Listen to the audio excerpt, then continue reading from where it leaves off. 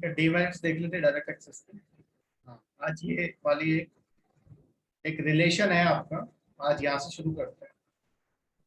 Taxes और revenue के बीच में रिलेशन है कि आप किस तरह से टैक्स रेट बढ़ाते हो उस हिसाब से आपका रेवेन्यू बढ़ता है या घटता है। ठीक है, तो इसको देख लेते हैं इस रिलेशन को।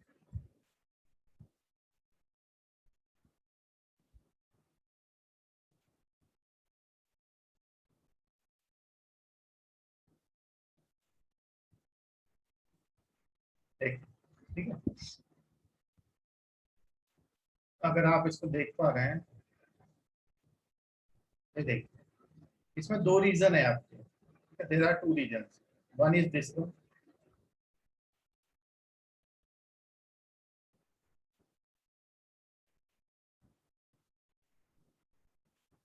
सिंपल सा फिगर है, बस आपको रिलेशन याद रखना है। And second is this one, second is this one.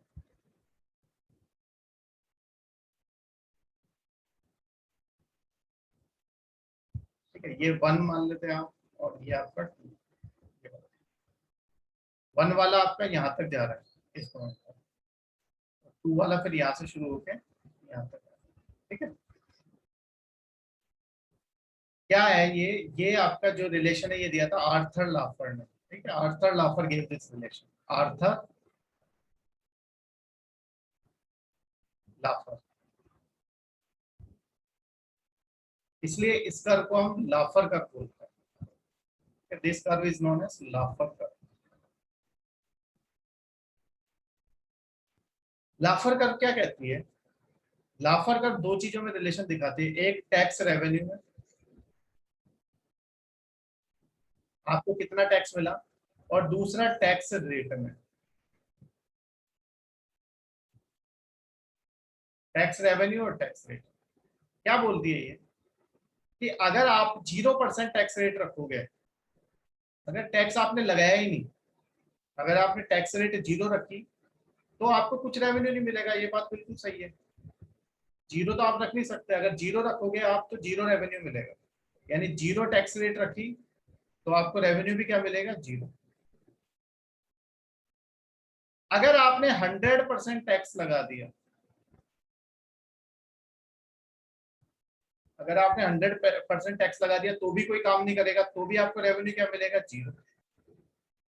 यानी आप जीरो रखोगे टैक्स रेट तो भी रेवेन्यू आपको जीरो मिलने वाला है, और आपने टैक्स रेट अगर 100 कर दी तो भी आपको रेवेन्यू जीरो मिलने वाला है।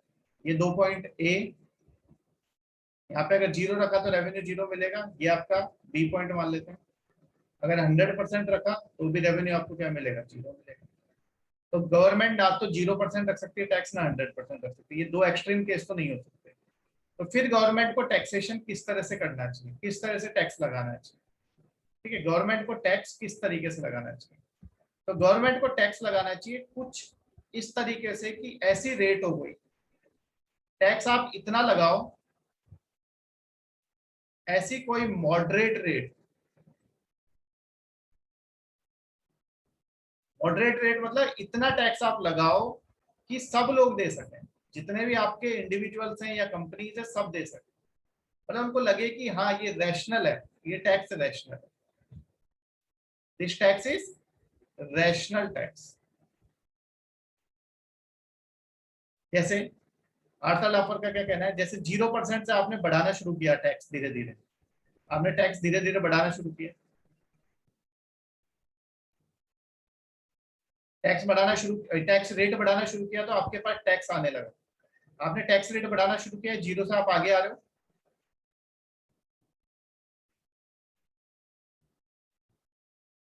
पहले आपको कुछ नहीं मिल रहा था, अब उसने कहा कि मान लो एक रेट आई 15%, 15%, उस 15% पे आपको जाके पता चला कि आपको मैक्सिमम टैक्स मिल रहा है। यहाँ पे जाके आपको मैक्सिमम टैक्स मिल रहा है, मान लो वो $10 बिलियन है, यहाँ पे आपको क्या मिल रहा है, मैक्सिमम टैक्स। एक कोई रेट जरूर ऐसी आएगी जहां पे जाके आपका टैक्स मैक्सिमाइज हो जाएगा। अगर आप उसके आगे बढ़ाते जाओगे, उसके आगे बढ़ाते जाओगे तो आपका टैक्स कम होने लग जाएगा, क्योंकि आपने रेट ज्यादा बढ़ा दी तो लोग चोरी करने लग जाएंगे। इसके आगे आपने टैक्स रेट तो बढ़ाई, लेकिन यहाँ पे लोग क्या करने लग जाएंगे, टैक्स की चोरी करने लग जाएंगे, टैक्स थेफ्ट।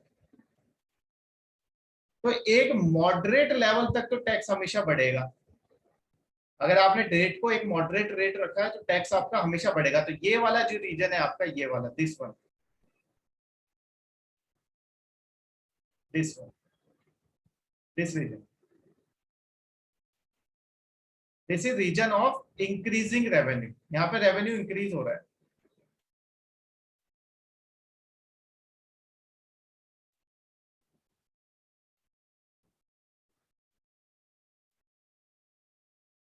लेकिन आप ये एक रेट ऐसी आएगी जहां पे आपको मैक्सिमम रेवेन्यू मिलेगा। मान लो मैक्सिमम रेवेन्यू आपको ये मिल रहा है $10 बिलियन।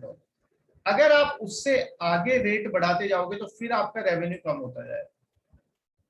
और अगर आप 100% ही कर दोगे तो 100% पे जाके आपका रेवेन्यू क्या हो जाएगा, 0। तो ये वाला जो रीजन है, दूसरा वाला, ये वाला जहां पे टैक्स आपका रेवेन्यू डिक्रीज हो रहा है, इसे कहते हैं रीजन ऑफ डिक्रीजिंग रेवेन्यू। तो लाफर जो कहता है, लाफर का अगर आप एक बात में समझो मतलब क्या है लाफर का, इसको हटा रहे हैं। लाफर एक लाइन में क्या कहना चाह रहा है, लाफर एक लाइन में ये कहना चाह रहा है कि आपको जो टैक्स रेट रखनी है,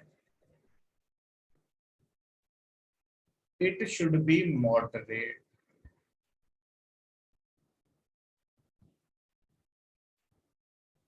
अगर आप टैक्स रेट एक लिमिट से ज्यादा रख दोगे तो टैक्स की चोरी होगी।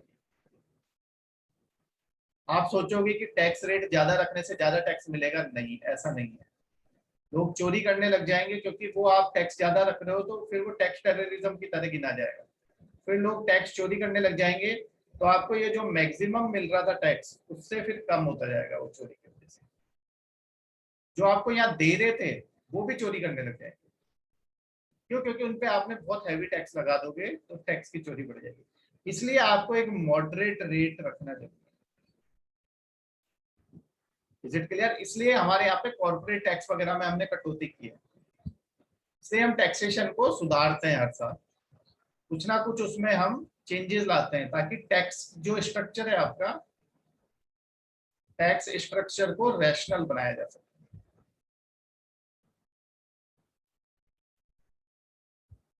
सीधी सी बात है, अगर आप 60% टैक्स रख दोगे तो हर कोई चोरी करेगा। तो जहां आपको 10 बिलियन मिल रहा था, लोग इतनी चोरी करेंगे कि आपको $1 बिलियन ही मिलेगा, उसका 1/10 ही मिलेगा। ज्यादा टैक्स रखोगे, जितना ज्यादा टैक्स उतनी ज्यादा चोरी। बिल्कुल जीरो भी नहीं रख सकते, एक मॉडरेट लेवल रखो। अगर 100 रुपए में से मेरे से 15 रुपए ले रही है गवर्नमेंट, कोई दिक्कत नहीं। लेकिन 100 रुपए में तो अगर 60 रुपए मांगेगी तो फिर 40 रुपए का मैं क्या करूंगा? 60 रुपए तो मैंने उसको दे दिए, तो फिर मैं चोरी करूंगा, मैं टैक्स अवॉइडेंस करूंगा, टैक्स इवेजन करूंगा। कि अभी तो ठीक है, पैसा तो अपने अपने पास रखते हैं, खर्च कर लेंगे, बाद में देखेंगे, जब पकड़े जाएंगे तब चुका देंगे टैक्स। ठीक है? तो lower rates will result into higher revenue. लेकिन लोअर का मतलब इतना भी नहीं कि जीरो रख दो, या 2% रख दो, या 3% रख दो। एक मॉडरेट लेवल जो लगे कि हाँ ठीक है। जैसे आपका स्विमिंग पूल होता है ना,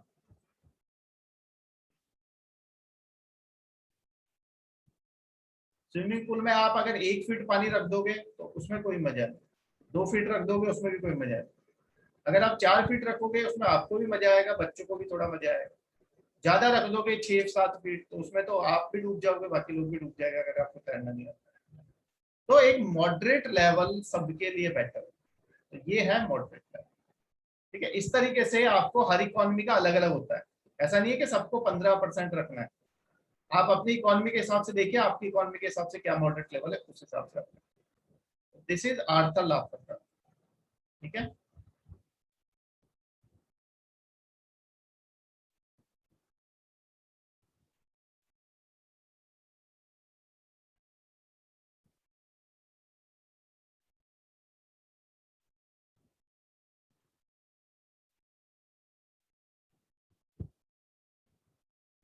15% पे तो आपको 10 बिलियन मिल रहा है।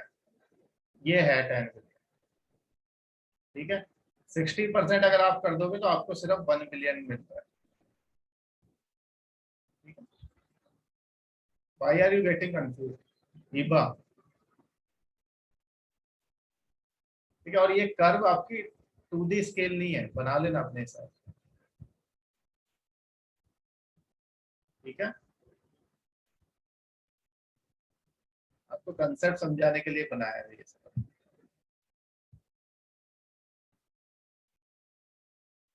क्लियर है? ईबा कहाँ गई ईबा? ठीक है, तो ये कर्व का जो लॉजिक है वो ये है कि टैक्स रेट और टैक्स रेवेन्यू में डिफरेंस, ये रिलेशन बताता है। ठीक है, क्लियर?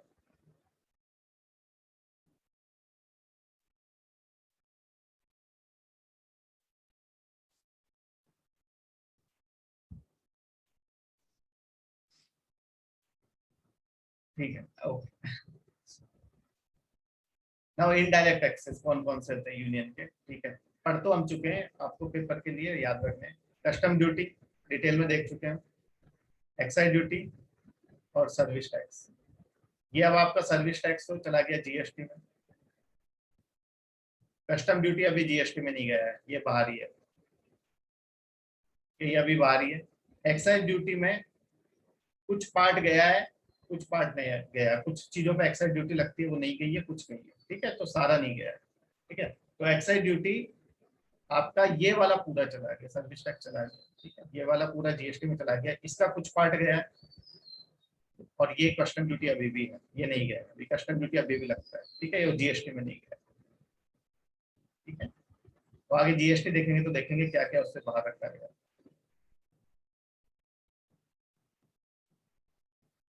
इनडायरेक्ट टैक्सेस, स्टेट कौन कौन से इनडायरेक्ट टैक्सेस लगाता है? ठीक है, tax on electricity transmission, distribution and sale. जो आपके घर में इलेक्ट्रिसिटी आती है उस पर टैक्स लेती है गवर्नमेंट, स्टेट गवर्नमेंट आपसे लेती है, और ये अभी भी आपका जीएसटी में नहीं गया है। ठीक है, value added tax on liquor and petroleum products. ठीक है, जो पीने वाला लिकर है, पीने वाला जो अल्कोहल है, alcohol for human consumption,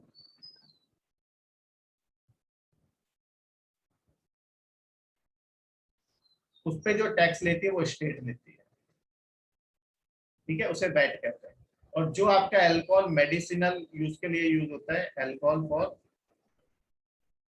medicinal use and toiletry preparation, ये हार्पिक वगैरह में इनमें किसी में यूज होता है, जिससे आप टॉयलेट वगैरह साफ करते हो, फर्श वगैरह साफ करते हो।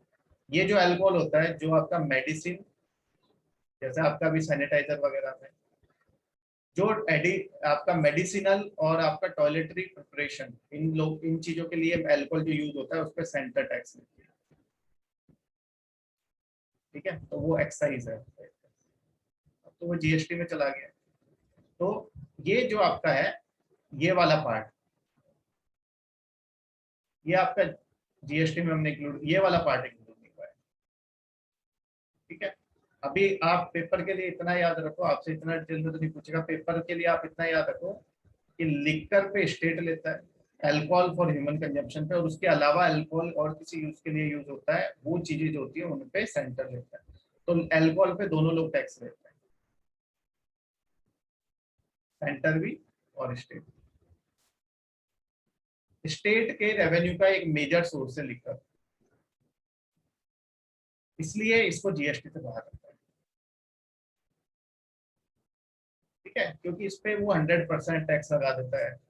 हर जगह आप जाओगे तो हर जगह लिकर के रेट्स अलग अलग आपको मिलेंगे, ये का कारण यही है कि ये अभी जीएसटी में इंक्लूड नहीं है। ठीक है, फिर आपका ये first, second, third, advertisement tax on, advertisement tax, किसी भी तरह का एडवर्टीजमेंट टैक्स हो, जैसे आपने देखा होगा आपके यहाँ पे बड़े बड़े होर्डिंग्स लगे रहते हैं। ठीक है, बड़े बड़े होर्डिंग्स लगे रहते हैं, किसी से भी रिलेटेड होर्डिंग, कोई भी एड आपका दिया हुआ है, ठीक है, कोई भी एडवर्टीजमेंट है, बड़े बड़े होर्डिंग्स लगे रहते हैं, उस पर टैक्स कौन लेता है? स्टेट। लेकिन अगर रेडियो पे, टीवी पे या न्यूज़पेपर में कोई भी ऐड है, रेडियो टीवी और न्यूज़पेपर में अगर कोई भी ऐड है तो उस पर टैक्स लेता है सेंटर। ठीक है, एडवर्टीजमेंट जो आपके स्टेट में बड़े बड़े होर्डिंग्स वगैरह लगे हुए हैं, ठीक है, उन पे जो टैक्स वगैरह लेगा, कोई भी किसी भी तरह का एडवर्टीज, इन तीनों के अलावा, रेडियो टीवी और न्यूज़पेपर के अलावा किसी भी तरह का एडवर्टीजमेंट है उस पर स्टेट टैक्स लेता है। लेकिन अगर आपका रेडियो, टीवी और न्यूज़पेपर में ऐड है तो उस पर आपका सेंटर टैक्स लेता है। ठीक है, फिर आपका स्टेट क्या लेता है? टोल टैक्स लेता है, ट्रांसपोर्ट टैक्स लेता है, एंट्री टैक्स लेता है, ऑक्ट्रॉय टैक्स लेता है। ये सारे एक तरह से एंट्री टैक्स ही। ठीक है, जब आप दूसरे स्टेट से किसी दूसरे स्टेट में जाते हो तो वो बीच में जो आपसे टैक्स लेते थे पहले, अब तो इनमें से अधिकतर अबॉलिश कर दिया है। टोल टैक्स तो अभी भी, ऑक्ट्रॉय नहीं है, ठीक है, एंट्री टैक्स भी नहीं है, टोल, अब टोल आ गया उसको लेकर।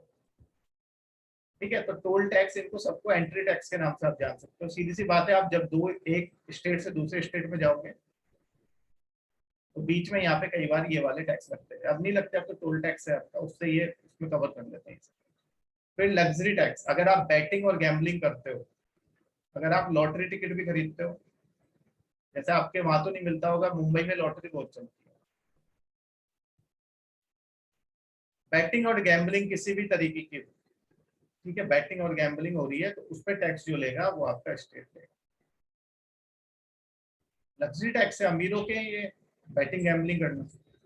जैसे आपकी लोडा कमेटी थी, ठीक है, जैसे उन्होंने क्या बोला था कमेटी में कि आप आईपीएल में बैटिंग को लीगल करो। सीधी सी बात है, अभी भी तो बैटिंग तो होती है, लेकिन अगर आप लीगल कर दोगे तो उस पर स्टेट गवर्नमेंट को बहुत सारा टैक्स मिलेगा। लीगल भी हो गई बैटिंग, तो अभी भी हो रही है, इलीगल तरीके से हो रही है। इलीगल तरीके में क्या नुकसान है कि एक तो गवर्नमेंट को कोई टैक्स नहीं मिल रहा, दूसरा पुलिस वाले रेड वगैरह मारते हैं तो जो पैसा वैसा मिलता है या जो पकड़े जाते हैं वो अपने पास रख लेते हैं। ठीक है, उसमें स्टेट को तो कुछ नहीं मिल रहा ना, करप्शन बहुत ज्यादा हो रहा है उसकी वजह से। तो इससे बेटर है कि आप इसको क्या कर लो, बैटिंग को लीगलाइज कर। दूसरा सॉल्यूशन मैंने आपको बताया था, आईपीएल को बंद ही कर दो। ठीक है, कैसीनो वसीनो जो होते हैं वहां पे जो गैम्बलिंग होती है उस पर भी टैक्स जो देती है वो luxury tax government, state government देती है। ठीक है, फिर आपका एंटरटेनमेंट टैक्स, आप मूवी देखने जाते हो तो मूवी का जो टिकट होता है उस टिकट पे कभी देखना, उस टिकट पे आपके टैक्स, स्टेट का टैक्स होता है कि अब तो वो जीएसटी बन गया, तो आप पढ़ोगे तो उस पर देखना आपको मिलेगा, वहाँ पे टैक्स लिखा हुआ एंटरटेनमेंट टैक्स होता है। ठीक है, जैसे कई बार नहीं होता था कि इस मूवी को टैक्स फ्री कर दिया गया, तो ये आती थी आपकी देशभक्ति वाली मूवी या बच्चों की कोई मूवी, इसको टैक्स फ्री कर दिया गया। टैक्स फ्री का मतलब उस पर एंटरटेनमेंट टैक्स नहीं लगता था। ये इतने डिटेल में आपको इनमें जाने की जरूरत नहीं, आपको ये नाम याद रखने हैं पेपर के लिए, which of the following are imposed by state. ठीक है, और लास्ट है, अगर आप व्हीकल वगैरह खरीदते हो, ठीक है, या व्हीकल के अगर आप बाकी चीजें खरीदते हो, आप बूट, किसी भी तरीके का कोई आइटम खरीदते हो, इन पे भी जो टैक्स लेती है वो स्टेट लेती है। ठीक है, व्हीकल्स वगैरह, ठीक है, देती है ना टैक्स। अगर आप खरीदोगे तो व्हीकल पे जो टैक्स होगा वो स्टेट गवर्नमेंट को मिलता है। तो ये सारे टैक्सेस आपके इनडायरेक्ट टैक्सेस हैं जो आपकी स्टेट गवर्नमेंट लगाती है। याद रखना कौन कौन से जीएसटी में आए, कौन से नहीं आए, वो हम आगे देखेंगे। ठीक है, ये नहीं आए अभी दोनों। मेरिट्स क्या है इनडायरेक्ट टैक्सेस की? ठीक है, मेरिट्स क्या है इनडायरेक्ट टैक्सेस की? तो पहली मेरिट तो सबसे इंपॉर्टेंट मेरिट है कन्वीनियंट है। They are very much convenient. क्यों? कोई पेपर वर्क आपको करने की जरूरत नहीं है। आप खरीद के लाए सामान, आपने आके यूज कर लिया, आपको थोड़ी ना देखना है कि कितना टैक्स देना है, क्या देना है। वो टैक्स वो देगा शॉपकीपर, आपको कोई पेपर वर्क नहीं करना। कन्वीनियंट है भाई, उसके लिए कस्टमर के लिए बहुत ज्यादा कन्वीनियंट। दूसरा सबसे बड़ा एडवांटेज क्या है? वाइडर बेस है, सबको ही देना है। जो भी गुड्स एंड सर्विसेज यूज कर रहा है सबको ही देना है। इसमें आपको चिंता करने की जरूरत नहीं कि कौन टैक्स इवेजन कर रहा है कौन नहीं कर रहा है, सबको देना है। जो सामान खरीदेगा उस पर टैक्स, पहले से टैक्स लगा हुआ है सामान पे। ठीक है, जीएसटी में इवेजन नहीं होता है, लेस इवेजन इन जीएसटी, मतलब यहाँ पे टैक्स की चोरी नहीं होती। क्यों? इनपुट टैक्स क्रेडिट सिस्टम के लिए लेस इवेजन इसलिए लिखा है, हो सकती है चोरी, फुल प्रूफ तो कोई सा भी टैक्स नहीं, यहाँ पे भी चोरी हो सकती है, यहाँ पे भी चोरी हो सकती है, लेकिन यहाँ पे चोरी करते नहीं है लोग। क्यों नहीं करते? क्योंकि चोरी करेंगे तो उन्हीं को नुकसान, इसलिए यहाँ पे चोरी नहीं करते। चोरी करने से उनको ही नुकसान, इसलिए चोरी नहीं करते, तो इसलिए यहाँ पे इवेजन काफी है। इलास्टिक तो है ही, they are elastic in nature. अगर आप थोड़ा सा भी स्मॉल चेंज भी करोगे इनमें, वो आपके डायरेक्ट एक्सेस भी इलास्टिक थे और ये भी आपके इलास्टिक है, आप स्मॉल चेंज भी करोगे तो आपका रेवेन्यू बढ़ जाएगा उसी हिसाब। जैसे कल को मान लो आप सूप, एक सूप ही है, उस पर 1% टैक्स लगाता था, 1 रुपए लगाता था टैक्स, मैंने 1 रुपए बढ़ा के 1 रुपए 20 पैसे कर दिया। अब 20 पैसे भी बड़ा अमाउंट है, लाखों करोड़ों लोग साबुन का इस्तेमाल करते हैं, तो 20 पैसा एक से ले रहे हो आप, करोड़ों लोगों ने खरीदा, देख लो आप कितना पैसा मिलेगा। थोड़ा सा भी आप टैक्स बढ़ाओगे तो वो बढ़ जाएगा, और अगर आप कम कर दोगे तो आपका रेवेन्यू कम हो जाएगा। तो इलास्टिक दोनों है, डायरेक्ट भी है और इनडायरेक्ट भी है, ठीक है। हार्मफुल कंजम्पशन पे चेक रखता है। हार्मफुल कंजम्पशन मतलब ऐसी चीजें जो आपकी हेल्थ के लिए अच्छी नहीं है, जैसे कि आपका टोबैको, लिकर, सिगरेट हो गई आपकी, सिगरेट पे आपका 100% से ज्यादा टैक्स लगता है। वो किस लिए टैक्स लगाया जा रहा है? ताकि आप सिगरेट कम पियो, ठीक है ना। तो सिगरेट पे टैक्स बहुत ज्यादा है, 100% से ज्यादा टैक्स है। टोबैको पे भी बहुत ज्यादा टैक्स है, लिकर पे भी आपका बहुत ज्यादा टैक्स है। वो टैक्स इसलिए लगाया जा रहा है गवर्नमेंट को, देखो गवर्नमेंट के पास ये टैक्स लगाने का तो एकदम सीधा सा उसके पास इसका जवाब है, सीधा सा रिप्लाई है, ठीक है।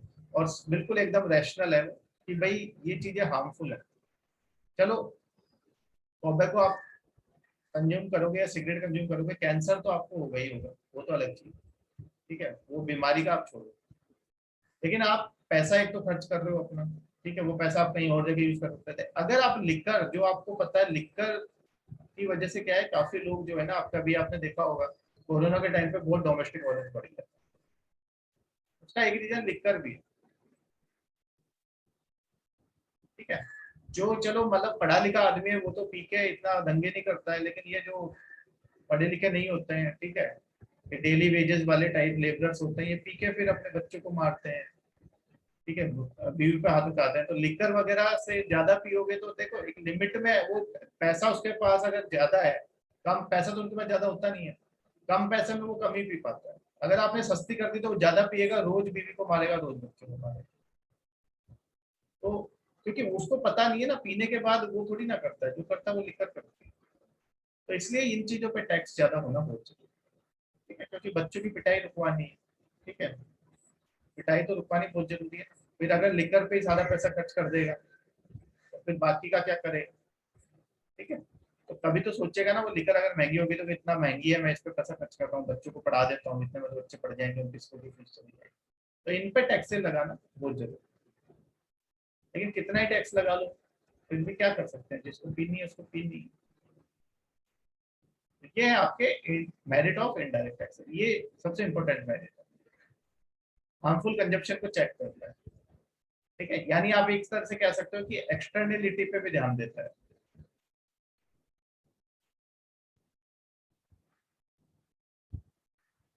एक्सटर्नलिटी पे भी ध्यान देता है, सिगरेट से ज्यादा नुकसान होता है, टोबैको से ज्यादा नुकसान होता है चीजों, ठीक है, उनकी फैक्ट्री से भी ज्यादा नुकसान होता है, तो उन पे टैक्स ज्यादा लगाता है, ठीक है।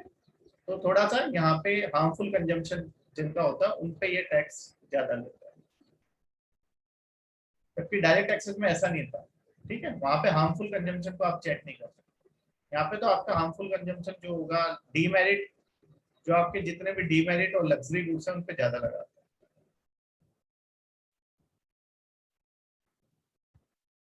और खास बात ये इनडायरेक्ट टैक्सेस की, जो एसेंशियल आइटम्स है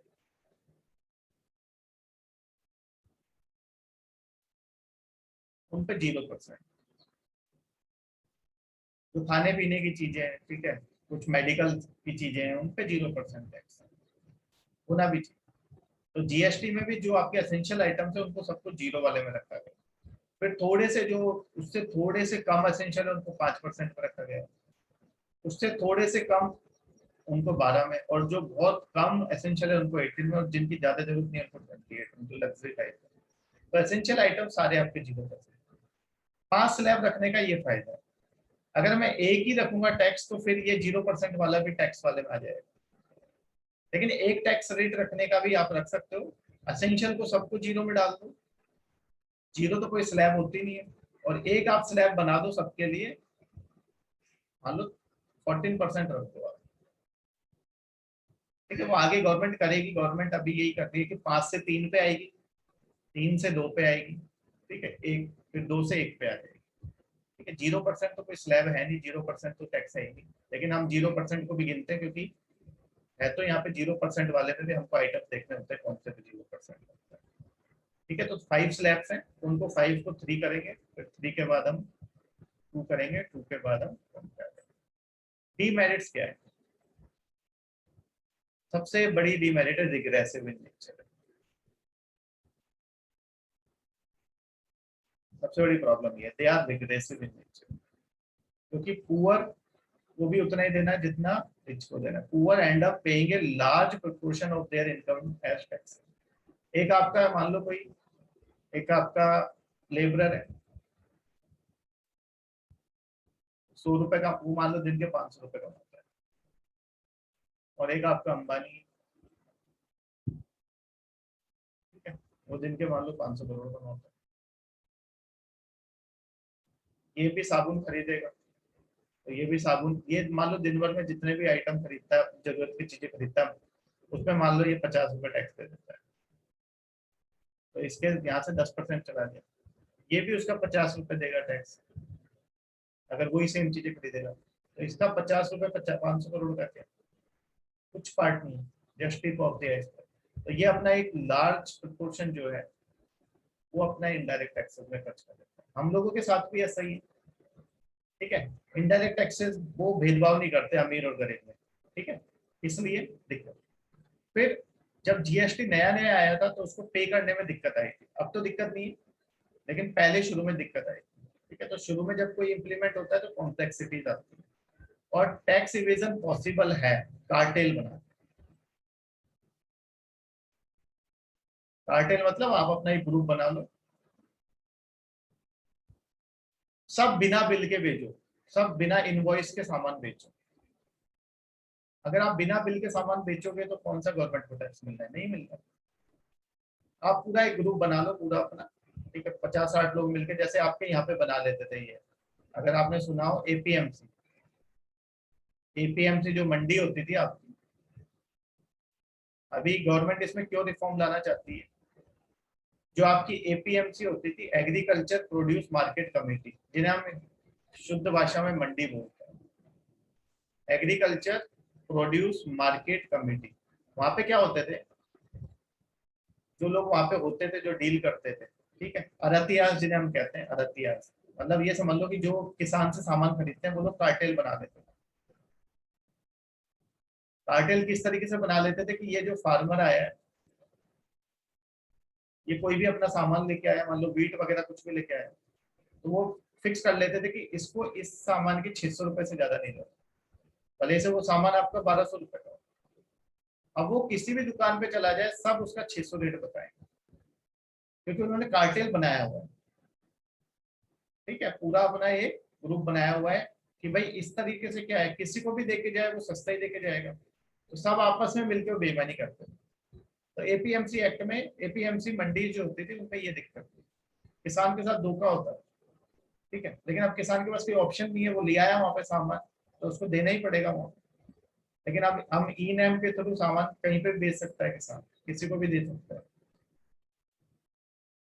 ठीक है। तो इसलिए एपीएमसी में बहुत ज्यादा मतलब प्रॉब्लम्स थी, किसान का बहुत ज्यादा एक्सप्लॉइटेशन होता था फार्मर का, इस वजह से एपीएमसी को रिफॉर्म करना बहुत जरूरी। और एपीएमसी में दिक्कत सबसे बड़ी क्या थी, एपीएमसी स्टेट कंट्रोल होता है, दे आर स्टेट कंट्रोल।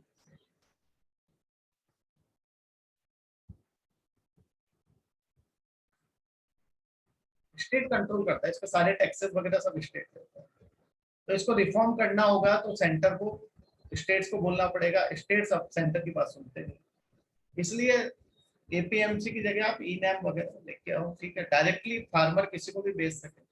यार फार्मर प्रोड्यूस जो है, वो फार्मर का प्रोड्यूस है, उसकी मेहनत है, वो किसी को बेचे, लेकिन ऐसा नहीं था, पहले आपको एपीएमसी में आके बेचना है, और वहां पे कार्टेल फॉर्मेशन, ठीक है, तो कार्टेल बना लेते हैं यहाँ पे भी टैक्स के केस में, जैसे आपने देखा होगा कई लोग मोबाइल बिना बिल के बेचते हैं, ठीक है, तो वो आपको मोबाइल जितना उस पर टैक्स देना था गवर्नमेंट को, जैसे मान लो मोबाइल आपका 10,000 का है और मान लो उस पर 1,000 रुपये टैक्स लगता है, ठीक है, 11,000 का हो गया विद बिल।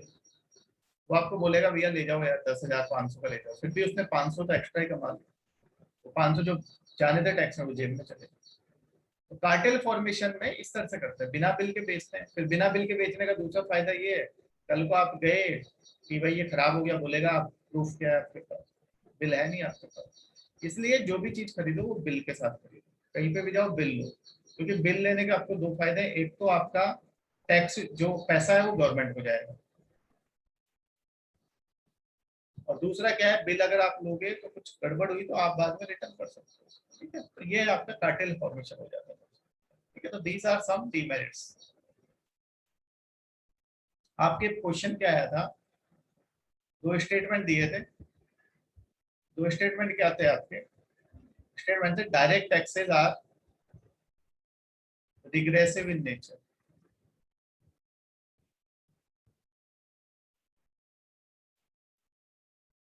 और दूसरा था indirect taxes are progressive in nature.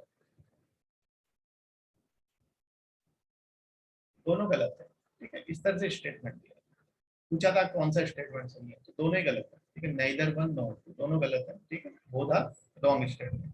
Direct taxes are progressive whereas indirect taxes are regressive।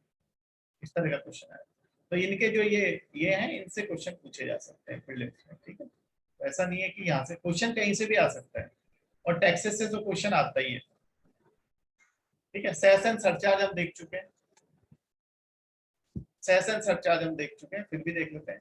सबसे सेस एंड सरचार्ज की सबसे खास बात क्या है, जाता ये सब कंसोलिडेटेड फंड ऑफ इंडिया में ही है, जाता सब कंसोलिडेटेड फंड ऑफ इंडिया में ही है, लेकिन सेस और सरचार्ज सेंटर स्टेट्स के साथ नहीं बांटती है। जैसे आपको मैंने बताया था ना, 100 रुपए में से 41 स्टेट्स को देने हैं, वो 100 रुपए में ये सरचार्ज और सेस इंक्लूड नहीं है। सरचार्ज और सेस सारा सेंटर गवर्नमेंट के पास रहता है, सेंट्रल गवर्नमेंट के पास रहता है।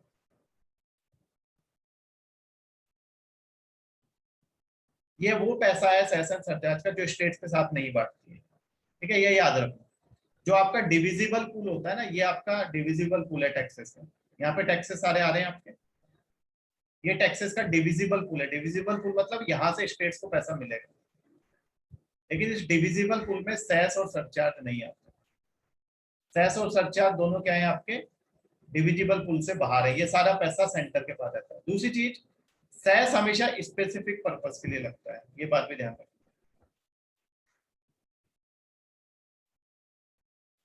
सरचार्ज कभी भी स्पेसिफिक पर्पस के लिए नहीं लगता है, वो पैसा गवर्नमेंट कहीं पे भी यूज कर सकती है, ठीक है।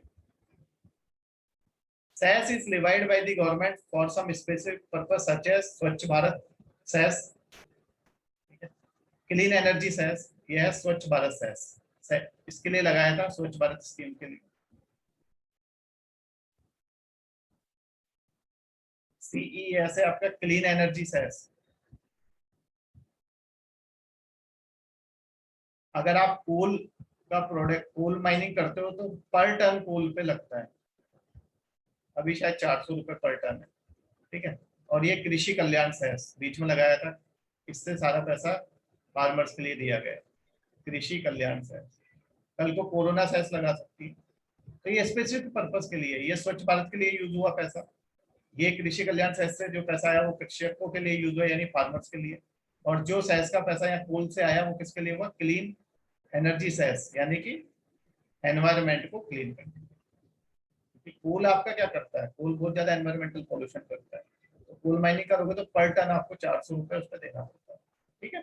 बड़ा पहले 200 था, ये 200 से 400 कर दिया, आगे ज्यादा पॉल्यूशन होगा तो इसको 800 कर देगी, ठीक है, माइनिंग को बैन कर देगी, ठीक है। कल को नया कोरोना सेस ला सकते हैं, तो cess is for specific purpose, government कोई भी सेस लगा सकती है, ठीक है, it is to be used for a specific purpose. ये याद रखना प्रीलिम्स में, इससे क्वेश्चन आ जाता है। Surcharge is a tax divide by government on rich people. अमीर लोगों पे लगता है, मुझ पे सरचार्ज नहीं लगता है क्योंकि मेरी 1 करोड़ से ज्यादा नहीं है इनकम। अगर 1 करोड़ से ज्यादा इनकम होगी मेरी टैक्सेबल तो मेरे पे लगेगा। 1 करोड़ से ज्यादा है then you have to pay the surcharge. It can be used for any purpose, किसी purpose. Money obtained through cess and surcharge does not form the part of divisible pool।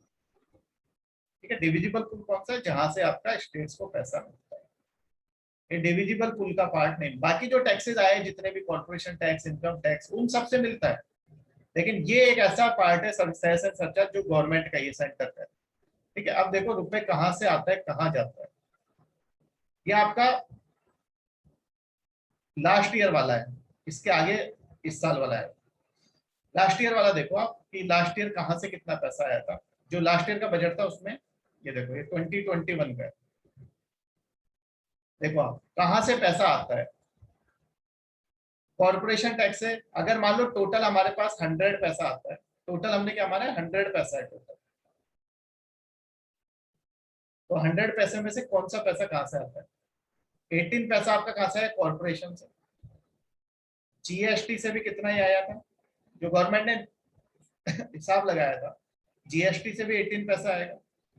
फिर इनकम टैक्स से 17, फिर आपका इसके बाद non tax revenue जो हमने देखा अभी, फिर non debt capital receipt, union excise duty, और जो आपकी उधारी है, जो आपने उधार लिया है पैसा, उससे कितना आता है 20 पैसा। यानी 80 पैसा तो 100 में से आपने कमाया और 20 पैसा आपने उधार लिया। अब देख लो फिर उधारी कितनी है। तो यहाँ पे आप देख रहे हो पिछले साल कॉर्पोरेशन टैक्स से और जीएसटी से गवर्नमेंट के हिसाब से दोनों से 18 पैसा, ठीक है, दोनों से बराबर आया। फिर सेकंड नंबर पे आया इनकम टैक्स। अब पैसा ये हमारे काम का नहीं है पिछले साल का, इसको सिर्फ दिखाने के लिए कि किस तरह से रिप्रेजेंट करते हैं। आगे अब इस साल वाला भी दिखाते हैं। गया कहाँ पैसा, पैसा जाता कहाँ है, ये देखो।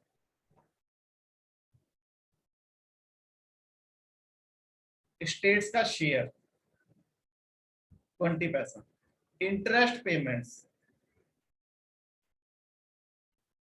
18 पैसा। ठीक है, ये मेन है हमारे काम की। ये देखो डिफेंस में भी जा रहा है, अभी हमने देखा था, पेंशन में भी जा रहा है, सब्सिडीज में भी जा रहा है, साथ में गवर्नमेंट अपनी स्कीम चलाती है उसमें भी जा रहा है। दो तरह की स्कीम्स होती है, centrally sponsored scheme and centre sector schemes.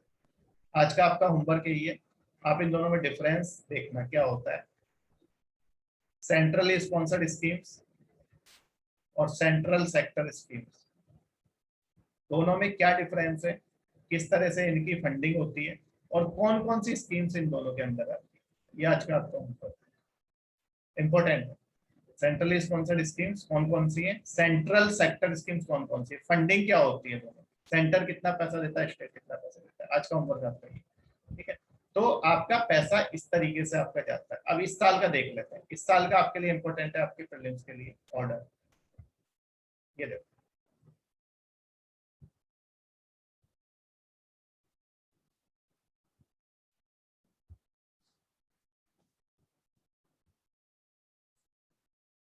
I think नहीं, घर जाके डिफरेंसेस देखना है इनमें, किस रेशियो में फंडिंग होती है, 100% फंडिंग कौन से की होती है, कौन कौन सी स्कीम्स आती है। ठीक है, डिफरेंस एक टेबुलर फॉर्म में बनाना, ठीक है, इंपॉर्टेंट है। योजना उसमें इंडिया ईयर बुक में हर साल दिया होता है। जब लास्ट में मैं स्कीम्स पढ़ाऊंगा वहां पे आपको बताऊंगा कौन कौन सी होती है। ठीक है, अभी के लिए आप जाके देखना एक बार थोड़ा सा। अब इस साल का क्या है हमारा, इस साल का इंपॉर्टेंट है, कहाँ से कितना पैसा आ रहा है वो देखो। सबसे पहले देखो आप, सबसे ज्यादा ये आपका कहाँ से आ रहा है, जीएसटी से। इस साल के हिसाब से सबसे ज्यादा जीएसटी से आना चाहिए हमारा, कितना 15% आना चाहिए। ठीक है, उसके बाद दूसरे नंबर पे आपका आएगा इनकम टैक्स। ये डायरेक्ट इनडायरेक्ट का कंबाइंड है। ठीक है, डायरेक्ट और इनडायरेक्ट दोनों कंबाइंड है। तो सबसे ज्यादा पैसा जीएसटी से आ रहा है, जीएसटी के बाद इनकम टैक्स से आ रहा है, ये फर्स्ट नंबर पे। ऑर्डर आप लिख लेना, ये सेकंड नंबर पे। इस साल के हिसाब से। थर्ड नंबर पे आपका कॉर्पोरेशन टैक्स आ रहा है, थर्ड नंबर पे कॉर्पोरेशन टैक्स आ रहा है। फोर्थ नंबर पे आपका आ रहा है एक्साइज ड्यूटी से, यूनियन के एक्साइज ड्यूटी से।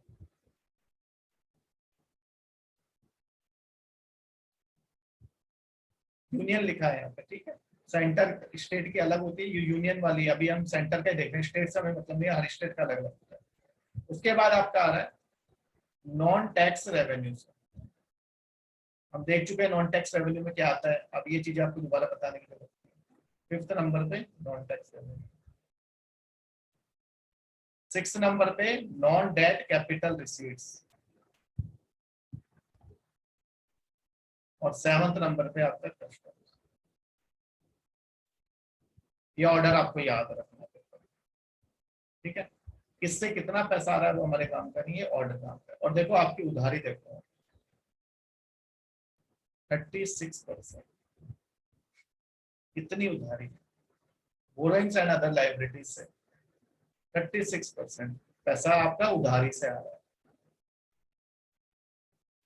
ठीक है। तो ये आपका पैसा कहाँ से आ रहा है वो आपका ऑर्डर इंपॉर्टेंट है, कहाँ जा रहा है वो इतना इंपॉर्टेंट नहीं है, ये आपका ऑर्डर इंपॉर्टेंट है फॉर योर, ठीक है। फर्स्ट नंबर पे आपका जीएसटी से आ रहा है, ठीक है। ओके, क्लियर है। कहाँ जा रहा है वो भी देख लेते हैं, कहाँ जा रहा है पैसा।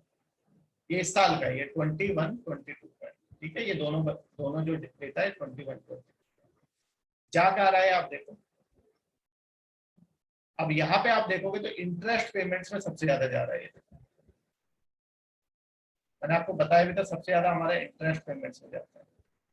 फिर आपका स्टेट्स को जो शेयर देना है, ये दो मेजर पार्ट है, दोनों ही मिला के कितना हो गया 36%।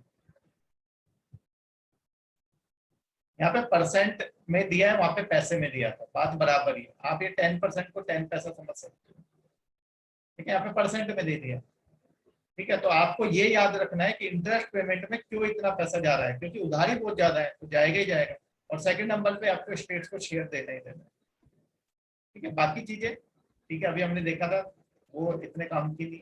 ये दो आपकी चीजें दिखा रही हैं कि भाई सबसे मेन तो ये पैसा किसी काम का नहीं है, ये उधारी में आपको टैक्स इंटरेस्ट देना पड़ता है। तो आप देख सकते हो कि 20% तो आपका इंटरेस्ट में चला जाएगा। अगर आपने 100 पैसा, आपका 100 पैसा था उसमें से 20 पैसा तो इंटरेस्ट में चला गया, आपके पास खर्चे के लिए सिर्फ 80 पैसा बचा। 20% आपका सीधा सीधा इंटरेस्ट में चला जा रहा है। अगर यही पैसा आपने यूज किया होता,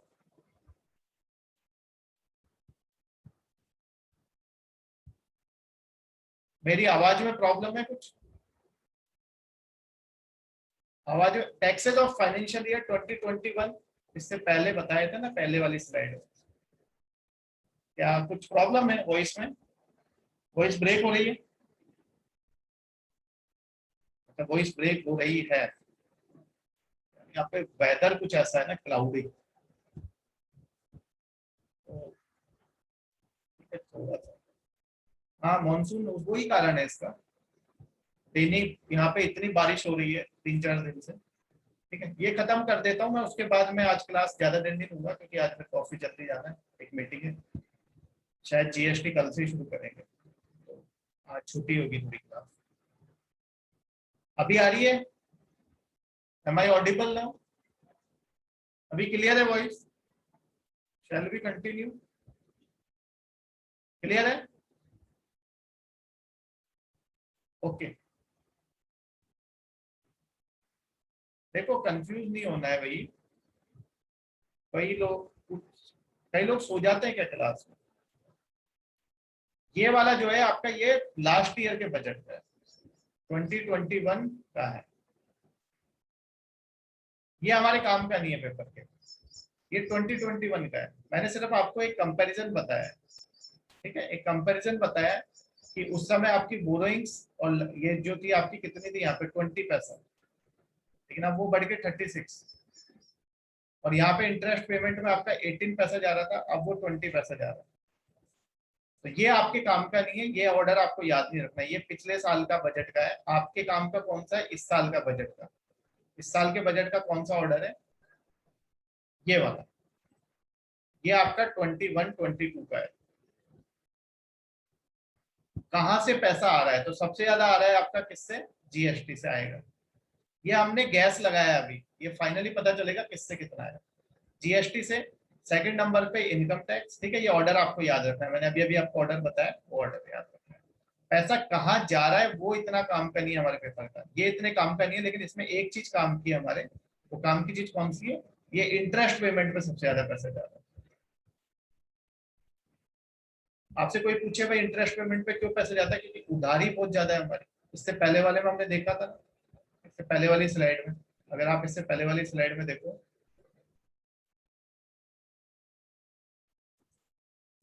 ये देखो 36% आपकी बोरिंग्स एंड अदर लाइबिलिटीज। तो जब उधार लोगे, उधारी बढ़ेगी, तो आपका इंटरेस्ट पेमेंट भी उस पर पड़ेगा। ठीक है, तो ये आपको ऑर्डर याद रहना चाहिए। किसका? कहाँ से पैसा आ रहा है, ये इंपॉर्टेंट नहीं है यहाँ पे कहाँ पे जा रहा है। इसमें दो चीजें काम की, इंटरेस्ट पेमेंट आपको मैं सब पढ़ा चुका हूँ, डिफेंस देख चुके हैं, सब्सिडी देख चुके हैं, पेंशन में पैसा जाता है। ठीक है, फाइनेंस कमीशन और भी पैसा देता है इनको। फिर सेंट्रल सेक्टर स्कीम्स में, सेंट्रली स्पॉन्सर्ड स्कीम्स में, इसमें भी जाता है। और गवर्नमेंट के कुछ अदर एक्सपेंडिचर्स हो इधर उधर के उनमें। ठीक है, ये 15 फाइनेंस कमीशन का हम पहले ही देख चुके हैं। ठीक है, मैंने आपको बताया था, ये देखिए 15 फाइनेंस कमीशन। ठीक है, N K Singh panel, N K Singh थे इसके चेयरमैन, नाम याद रखना है, एनके सिंह, बहुत फेमस है। 41% दिया है, जे एंड के लद्दाख को 1%। ठीक है,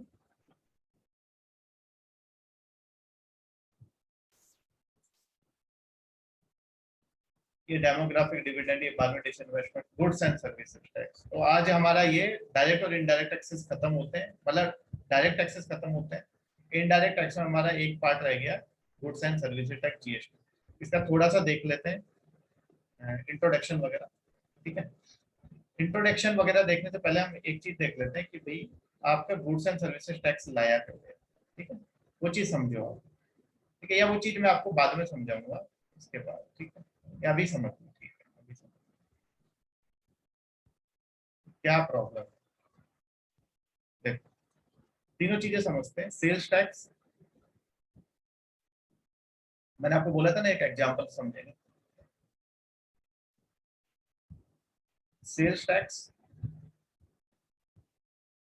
वैट और जीएसटी में तो ज्यादा डिफरेंस नहीं है, मैंने आपको पहले ही बताया था। वैट और जीएसटी में अभी देखेंगे क्या फर्क पड़ता है, कोई ज्यादा फर्क नहीं है। सेल्स टैक्स में क्या होता था, एक एग्जांपल तो समझते हैं। मान लो एक कोई प्रोडक्ट है, वो 10,000 का है। ठीक है, ये कोई होलसेल डीलर है, ये कोई होलसेल वाला है। इस पे आपका 10% सेल्स टैक्स लगता है। 10% कितना हो गया? 1,000। यहाँ पे कोई रिटेल वाला है, आप मोबाइल खरीदने जाते हो तो जिससे खरीदते हो वो रिटेल वाला होता है। वो इस होलसेल वाले से खरीद के लाए, तो इसको कितना का पड़ेगा? 10,000 का तो मोबाइल है, और उस पर 1,000 टैक्स लग गया। कितना हो गया? 11,000। लेकिन अब ये आगे बेचेगा। ठीक है, आगे बेचेगा तो ये अपना कुछ भी प्रॉफिट अपना भी तो डालेगा उसमें, कुछ तो ये अपना कमाएगा। ये तो दोनों इसको दे के आया है, ये इसको 11,000। तो मान लो ये 500 अपना ऐड कर देता है प्रॉफिट। ठीक है, 500 अपना ऐड कर देता प्रॉफिट। तो अब ये कितने का हो गया? 11,500। अब ये आगे आपको बेचता है, यहाँ पे you are here person, some person X is there. लेकिन जब ये आपको बेचेगा, तो आप जब भी चीज बिकेगी बिकेगी, इस पे वापस से 10% टैक्स लगेगा। तो 10% इसका कितना? 1150। कैसे? 1,000 तो इसका वापस से लगेगा, 100 इसका लगेगा, और 50 इसका, सबका 10-10% लगेगा। या इस टोटल का 10% आपने निकाला, 1150। तो आपको कितने की मिलेगी चीज?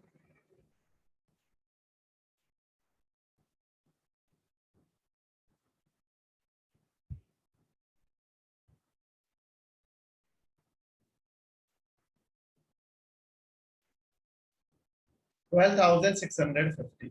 ये कंज्यूमर को ये पैसा देना पड़ा। सारा टैक्स किससे रिकवर किया गया? कंज्यूमर से। और अगर आपको बिना बिल के खरीदो, या फिर दूसरा ऑप्शन ये बिना बिल के बेचते थे, ठीक है, वो तो एक तरह से बिना बिल के बेचेंगे तो दोनों को ही नुकसान है, आपको भी नुकसान है, गवर्नमेंट को भी नुकसान है, सारा फायदा इसको होता है। तो सेल्स टैक्स में ये जो हो रही है 10% यहाँ लगा, 10% यहाँ लगा, इसको कहते हैं कैस्केडिंग, तो कहते हैं कैस्केडिंग, इसे नॉन एज कैस्केडिंग। ठीक है, अब आप आते हैं वैट में। इसी सेम एग्जांपल को वैट में देखते हैं क्या होगा। वैट में और जीएसटी में दोनों में सेम होता है, बस वैट में सर्विसेज नहीं आती इसलिए हमको उसको रिफॉर्म करना था, यूनिफॉर्म रेट। वैट में और उसमें क्या होगा, वही 10,000 की चीज सेम, उस पर 10% टैक्स लगती है।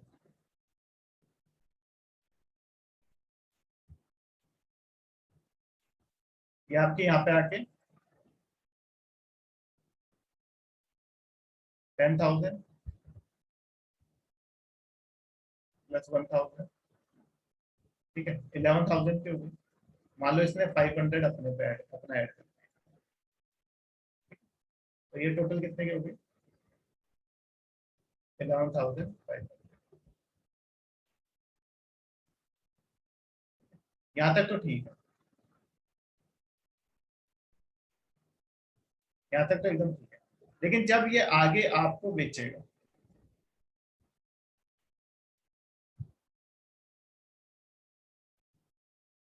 जब ये आपको बेचेगा, तो ये आपको बेचते वक्त, ठीक है, ये वाला जो 1,000 है,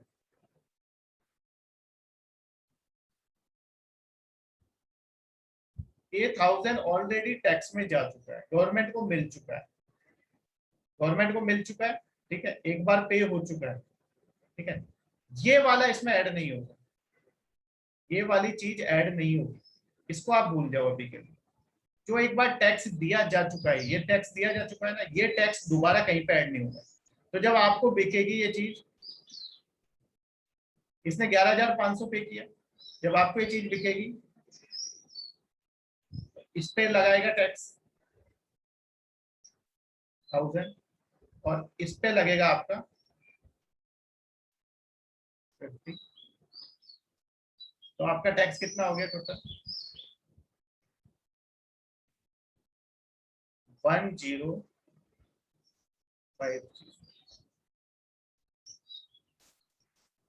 ये वाली 1,000 आपकी इसमें इंक्लूड नहीं होगी, ठीक है, ये वाली 1,000 इसमें इंक्लूड नहीं होगी, ठीक है। अब क्या है ये, लेकिन अब ये वाला 1,000 आपका निकल गया।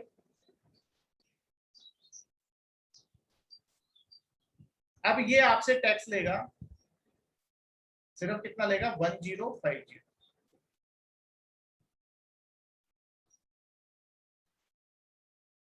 1050 आपसे टैक्स लेगा, ठीक है।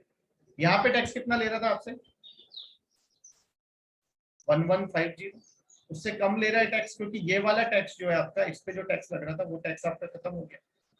लेकिन प्रॉब्लम क्या है यहाँ पे? प्रॉब्लम ये है कि अब ये वाला पैसा ये इंक्लूड कर नहीं रहा है इसमें, ये 1,000, ये कहीं पे भी इस 1,000 को इंक्लूड नहीं कर रहा है। लेकिन ये 1,000 तो ये तो गवर्नमेंट को दे के आया टैक्स में, ये तो गवर्नमेंट को दे के आया टैक्स में। तो ये 1,000 ये कहां से अपना कवर करेगा? अगर पहले तो ये क्या कर रहा था, इसमें इस 1,000 को भी ऐड कर रहा था, 500 को भी ऐड कर रहा था, सब पे टैक्स लेके आपसे ले रहा था, इसको अपनी जेब से कुछ नहीं देना पड़ता था। अगर ये 1,000 को इंक्लूड नहीं कर रहा है तो फिर वो 1,000 का इसको नुकसान हो रहा है। लेकिन नहीं, ऐसा नहीं। अब ये आपसे टैक्स ले रहा है इतना, 1050 ले रहा है टैक्स, लेकिन इसको गवर्नमेंट को 1050 टैक्स जमा नहीं कराना है। अब ये गवर्नमेंट को 1050 टैक्स जमा नहीं कराएगा। ये कितना टैक्स जमा कराएगा गवर्नमेंट को? ये गवर्नमेंट को टैक्स जमा कराएगा, पहले कितना करा चुका है ये जमा? ये 1,000 टैक्स पहले ही ऑलरेडी जमा करा चुका है यहाँ पे, ठीक है। ये वाला 1,000 रुपीज ऑलरेडी जमा करा चुका है। इस 1,000 को आप एक बार पे कर दिया तो इसको भूल जाओ, ये वो जमा करा चुका है। और अभी उसका टैक्स कितना बचा है? अभी उस पर टैक्स बन रहा है 1050, लेकिन 1000 तो वो पहले ही जमा करा चुका है, वो 1000 उसको कभी दोबारा जमा कराने की जरूरत नहीं। तो वो जो पहले टैक्स जमा करा चुका है वो उसको रिबेट मिल जाएगा। तो 1050 में से आप 1000 को माइनस कर दो तो कितना बचेगा?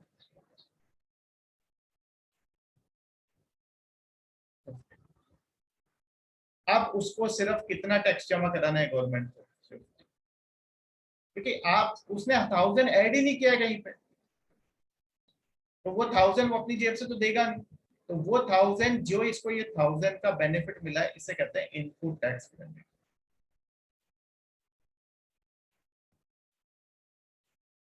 इसको कहते हैं हम इनपुट टैक्स। ये एक खास बात होती है वैट की, पहले वैट में थी, अब वैट तो हटा दिया हमने, जीएसटी। जीएसटी में आपको एक बार जो टैक्स दे दिया ये 1000 रुपीज, जो एक बार आपने टैक्स पे कर दिया वो टैक्स आगे ना तो आगे इंक्लूड होगा और ना उस पर टैक्स लगाना। अदरवाइज क्या था यहाँ पे, ये 1000 यहाँ पे इंक्लूड हुआ, फिर ये प्राइस में भी इंक्लूड हुआ वापस से यहाँ पे आके, और उस पर टैक्स लगा। फिर यहाँ पे क्या होगा, आगे जाके ये दोनों प्राइस में भी इंक्लूड होंगे और इस पे वापस से टैक्स लगेगा। यहाँ पे ऐसा नहीं है, ये 1000 आपका निकल गया, यहाँ से कैलकुलेशन से हम इस 1000 को निकाल देंगे। तो 1000 अगर आपका कैलकुलेशन से निकल गया तो वो चीज आपको सस्ती पड़ेगी। ये 1000 बार बार जो ऐड हो रहा था, देखो ये एग्जांपल कोई नहीं पूछेगा, आपको सिर्फ ये समझाने के लिए है कि इनपुट टैक्स क्रेडिट किस तरीके से काम करता है। बाकी इसी एग्जांपल को हम कल और ज्यादा डिटेल में समझेंगे, आज आप जाके इस पे सोचना, ठीक है। और यहाँ पे आप मुझे बताना कि ये फाइनली इसको ये प्रोडक्ट कितने का पड़ेगा, ये आपका होमवर्क है। फाइनली कंज्यूमर को ये प्रोडक्ट कितने का पड़ेगा, यहाँ पे 12,650 का पड़ रहा है ना, यहाँ पे कितने का पड़ेगा, ये आपका होमवर्क, ठीक है। सिंपल सा है, मैं अभी कर सकता था कैलकुलेशन, यहाँ पे लिख सकता था, लेकिन कैलकुलेशन करने की जरूरत नहीं है, यहाँ से सिंपली दिख रहा है कितने का पड़ेगा।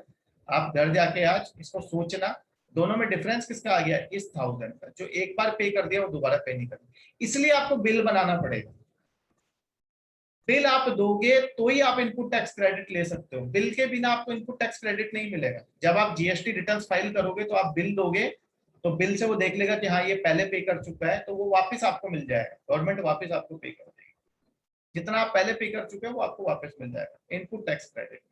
तो इनपुट टैक्स क्रेडिट इस तरीके से काम करता है। जब जीएसटी इंप्लीमेंट हुआ था तो उसका सबसे बड़ा प्रॉब्लम यही आया था कि लोगों को इनपुट टैक्स क्रेडिट मिलने में दिक्कत हो रही थी, क्योंकि उनको पता नहीं चल रहा था कैसे क्लेम करना है।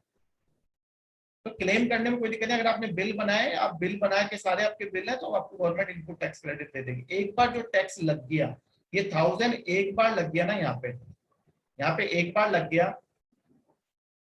सेल्स टैक्स में ये बार बार लग रहा था, यहाँ पे भी कैलकुलेशन में आ रहा था, आगे भी कैलकुलेशन में आएगा, लेकिन यहाँ पे ये 1000 एक बार टैक्स दे दिया, बार बार कैलकुलेशन में नहीं आया, ठीक है। तो आज के लिए इतना ही, बाकी का हम कल पढ़ेंगे।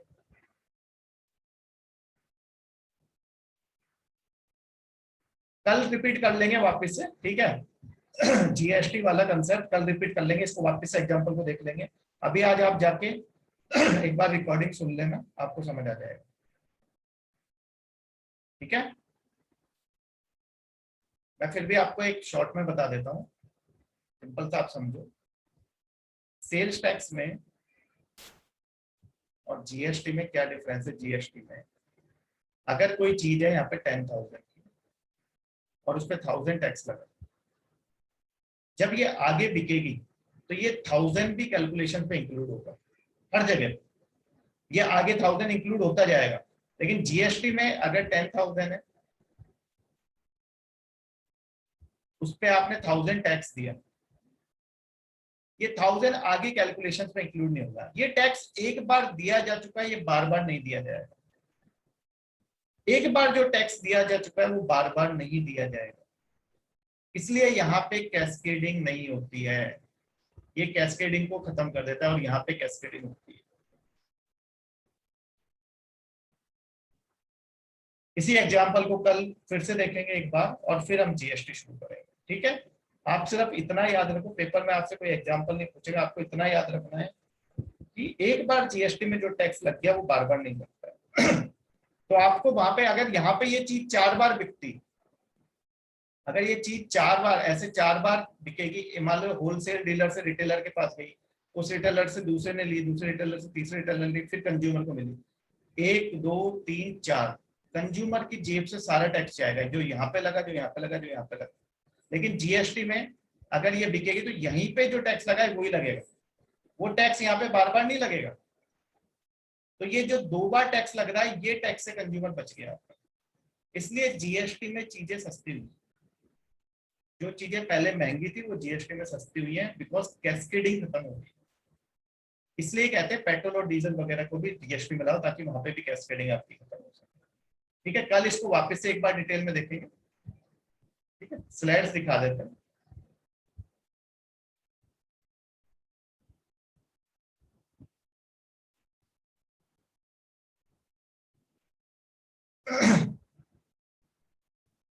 नहीं, जीएसटी में ऐसा कुछ नहीं है।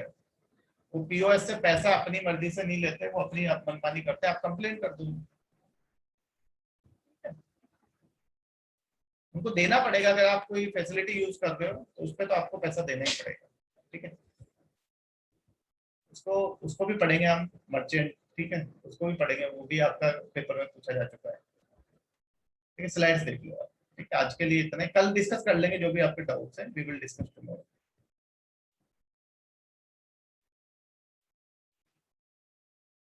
जीएसटी के स्लाइड्स में क्या देखना है, कल हम पूरा डिटेल में डिस्कस करेंगे जीएसटी को, डोंट वरी। कल इस एग्जाम्पल के साथ वापस से डिस्कस करेंगे। ठीक है, इसको एग्जाम्पल को वापस से डिस्कस करेंगे, एक बार में समझ आता भी नहीं है बच्चों को। आज घर जाके इस पर थोड़ा मनन करना।